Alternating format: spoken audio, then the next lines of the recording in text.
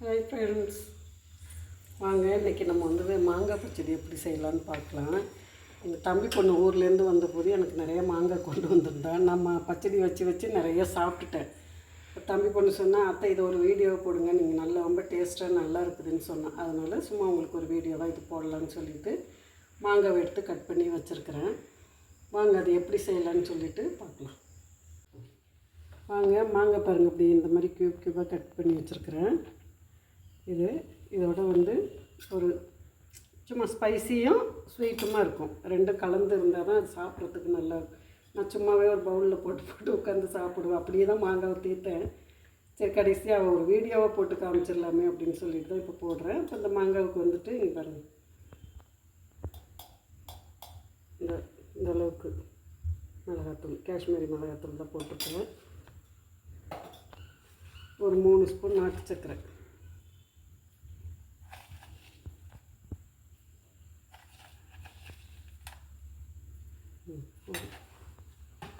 கொஞ்சம் உப்பு,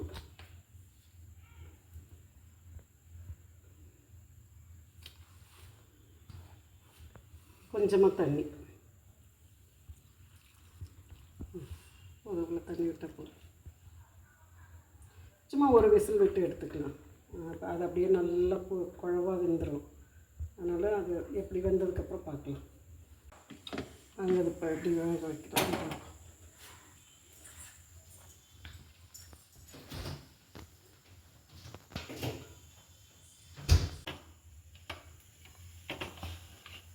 சும்மா 2 விசில் வந்தால் போதும், ரொம்பலாம் வேண்டாம். ஏன்னா மாங்காய் தானே, ஒரு விசிலுக்கே போயிடும், நல்லா குழஞ்சி வந்துடும். இருந்தாலும் ஒரு 2 விசில் விட்டு எடுத்துக்கிட்டோம்னா அந்த தோலெல்லாம் நான் எடுக்க மாட்டேன், தோல் அதுலேயே தான் இருக்கும். அப்போ அந்த தோலோடு சாப்பிடும்போது டேஸ்ட்டு நல்லா, அப்படியே மென்று சாப்பிடும்போது நல்லாயிருக்கும். ஸ்வீட்டு, கொஞ்சம் மைல்டான காரம். அந்த தாளித்து ஊற்றுறோம் பார்த்திங்களா, 2 வரமிளகா கடுகு போட்டு தாளித்து ஊற்றும்போது அந்த தாளிக்கிறதோட ஃப்ளேவர் அது ஒரு மாதிரி நல்லா ஸ்மெல்லு நல்லாயிருக்கும், சாப்பிட்றதுக்கு நல்லாயிருக்கும். சும்மாவே பவுலில் போட்டு சாப்பிட்லாம், நல்லாயிருக்கும். வாங்க வேகட்டும், நம்ம என்ன எப்படின்னு பார்ப்போம். வெந்ததுக்கப்புறம் பார்க்கலாம். வாங்க எப்படி வெந்திருக்குதுன்னு பார்ப்போம்.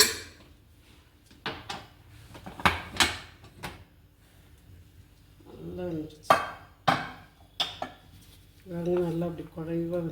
ஆஹா, சூப்பர் சூப்பர் சார்.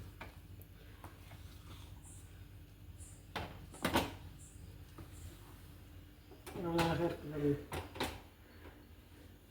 இதை நமக்கு லைட்டாக தாளித்து கொட்டணும்னா அது ஒரு ஃப்ளேவர் நல்லா இருக்கும், சூப்பராக இருக்கும்.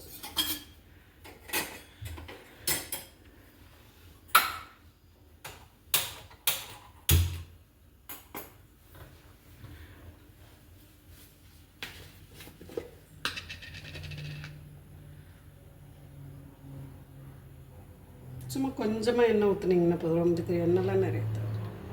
சும்மா கடுகு பொரிஞ்சு அந்த வரமிளகா,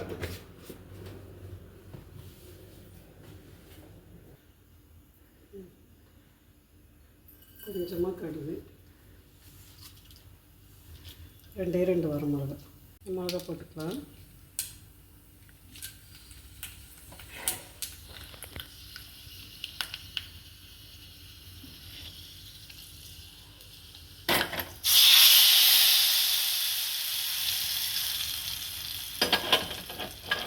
இந்த பச்சடி அப்படி தாளித்து கொட்டி சாப்பிடும்போது பார்த்திங்கன்னா ரொம்ப சூப்பராக இருக்கும்.